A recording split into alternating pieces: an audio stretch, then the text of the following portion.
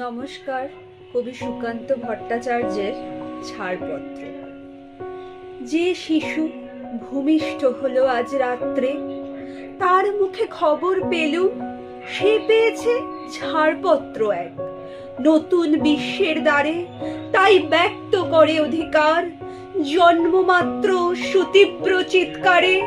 খর্বদেহ নিঃসহায়, তবু তার মুষ্টিবদ্ধ হাত উত্তোলিত উদ্ভাসিত কি এক দুর্বোধ্য প্রতিজ্ঞায়।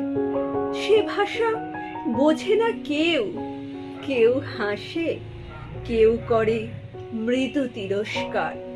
আমি কিন্তু মনে মনে বুঝেছি সে ভাষা, পেয়েছি নতুন চিঠি আসন্ন যুগে। পরিচয় পত্র পড়ি ভূমিষ্ঠ শিশুর, অস্পষ্ট কুয়াশা ভরা চোখে। এসেছে নতুন শিশু, তাকে ছেড়ে দিতে হবে স্থান।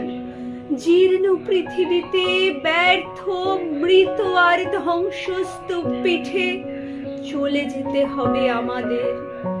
চলে যাব তবু আজ যতক্ষণ দেহে আছে প্রাণ, প্রাণপণে পৃথিবীর সরাব জঞ্জাল। এ বিশ্বকে এ শিশুর বাসযোগ্য করে যাব আমি। নবজাতকের কাছে এ আমার দৃঢ় অঙ্গীকার।